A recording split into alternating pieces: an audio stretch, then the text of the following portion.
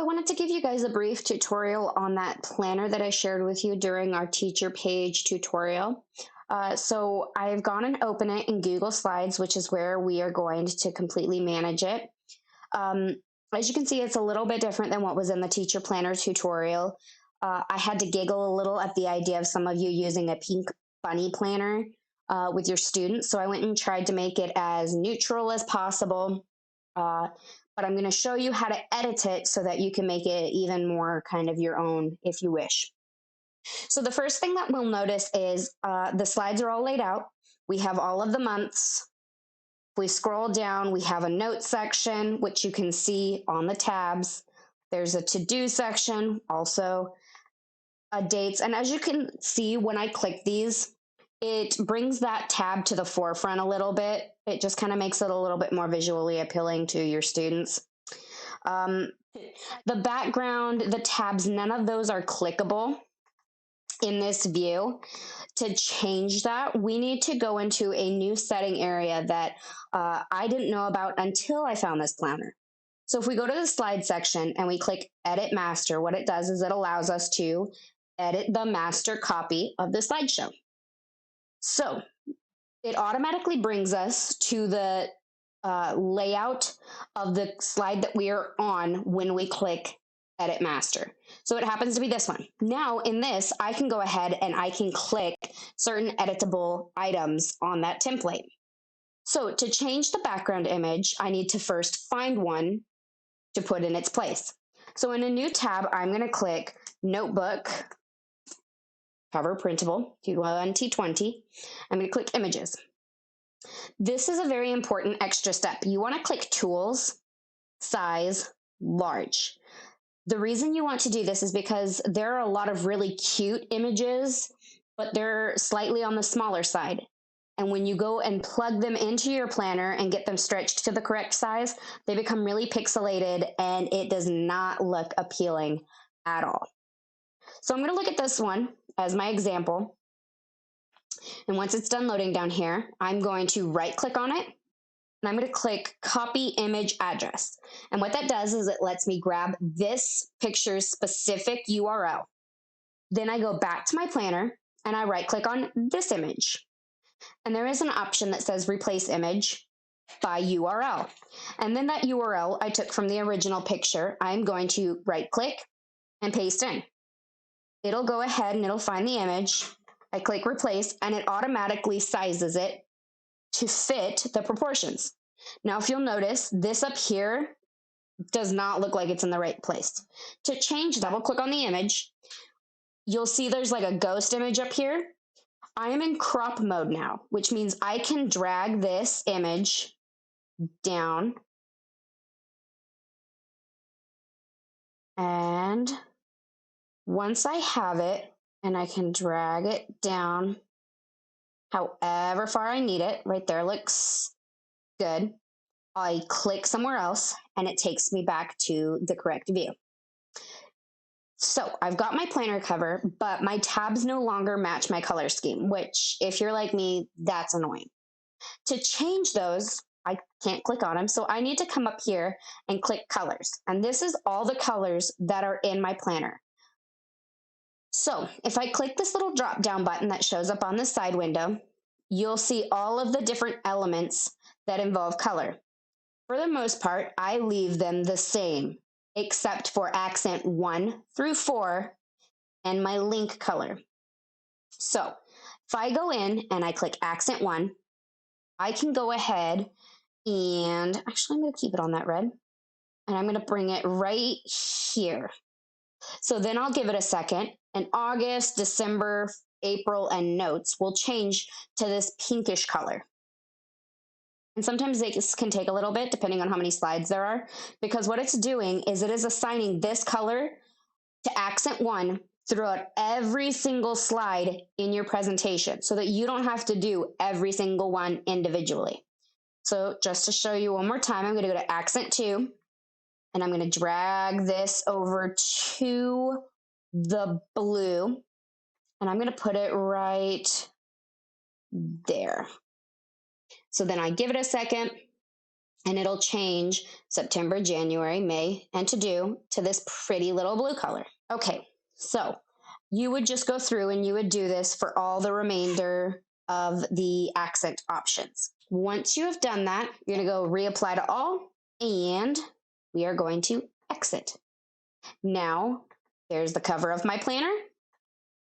And as you can see, it has gone and applied those colors to everything that I have accent 1 and 2 applied to.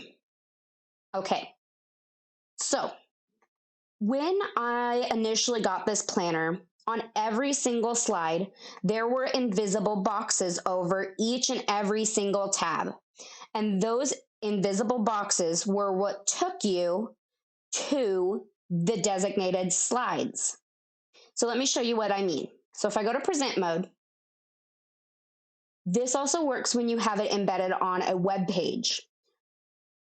When I click on a tab, it takes me to the assigned slide that I've given it. What it was when you were in this view, there were invisible boxes all over these that told it what the assigned slide was. That worked great up until I came to the dilemma of our week slide. My idea on how I use this is I have the week, I have the assignments, and when the next week comes, I right click, I duplicate, and then I edit that new slide with my new dates. However, what the problem I found is that for the week tab on every single slide, I had to go in and reassign which slide the week tab would take me to. It defaultly went to the first one because that, for the longest time, when the planner is created, is the only option. When I duplicated it, it didn't know to automatically go to my new one. And it worked fine, but it was really time consuming having to go in and change the hyperlink for all 18 slides. And that was only with 2 week views. I can only imagine how mundane that would get after a school year. So we go back into Edit Master. What I did is I took those invisible boxes that have hyperlinked certain elements of the planner, and I've applied it to this master slide. So what this master slide is you can see it's kind of a little bit cut off from the layouts, is there are certain elements of the planner that are on every single slide, no matter what their layout is. Those are the spine here, which when clicked takes you to the cover of your planner, and each of the months and each of the tabs. So I clicked on July, and as you can see, it says deleted slide because I've edited this enough that I have accidentally deleted this and then brought it back and it didn't know what to do. So I'm going to show you how to change the hyperlinks for these tabs. So I've clicked it, and I'm going to click my little edit link pencil. Then I'm going to click this caret by slides in this presentation, and it'll show me a list of every single slide, which luckily for me, I have labeled each and every single one of them. So I want slide 2, which is the month of July. I click that, I click apply, and now when I go into present mode, whenever I hit the July tab, it will take me to July. So I want the week tab to go ahead and take me to the week of July 12th through the 18th. Okay, so we're going to exit preview mode, and we're going to go back to edit master. Okay, in master copy, remember you have to make sure you click that. We go to week, and see how it kind of cuts it off? Even when I take the side panel away, it's still cut off. If I drag that box up here, I can see it again. See how it says deleted slide? About 30 seconds ago, I clicked on week in the preview mode, and did you notice how it didn't take me anywhere? That is because it did not have a viable slide to go to. So again, like we did with July, we're going to hit edit link, slides, And I want it to be slide 18, which is our brand spanking new week view. I'm going to click that. I'm going to click apply. And I'm going to drag this back to here. And the lines try to help me be OCD. Okay, I click that there. And then I exit the master edit. And now if I go to present, no matter what tab I am on, I can be in April. And when I click week, it'll take me to the 12th through the 18th. A couple of other things before I let you go. If we go to the to-do, and I come in here and I type, okay. Once I'm done with this to-do list item, this is a really cool feature. I can come over to this square and it's actually editable. If I right click on it, this option shows up. And look right here, there's a check mark. If I click that, ta-da!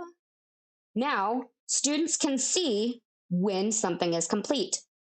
The thing that's really nice about this, the entire presentation, but this slide in particular, is you can give a to-do list. Parents could print off this entire slideshow on paper in landscape mode. It looks beautiful. And then they could put this on their fridge and manually check off when their student has something done. It's really nifty. So to get back, I'm going to go here. I'm going to come up to my bullet point option, my down arrow, and I'm going to click the checkbox, and it converts it right back to a checkbox. And then I can go ahead and delete that item. So for our week view, this is really the last one that I'm going to touch base on how to edit. I have bullet points on all of them, and I've tried to format them so that it still provides you with a great deal of writing space. So what I ended up doing for this, as an example, was putting the class that I had each day, because I'm blessed enough to only have to focus on one for my elementary kids each day. Like I never have more than one grade for elementary students a day. I know that is not applicable for all of you pretty much, but you can go ahead and label the class. So, and then you can go ahead and write in the information. If you wanted to indent this, all you have to do is come up here and grab this arrow, drag it in, maybe, I'm only going to do that. And it just creates a little bit of a difference where we can go and I can create the assignment. Now, here's the other cool thing of this. For those that are utilizing this with a teacher page, let's say that there is something I want to hyperlink this to. I'm going to use a document that I have in my Google Drive. And I'm going to come here and I'm going to go, there's what I want. Okay, finger placement. I want them to have access to this slide. I'm going to show you a really nifty trick that I absolutely love. So if we come up here to our URL bar, see where it says edit right here? I'm going to select that and I am going to type in present.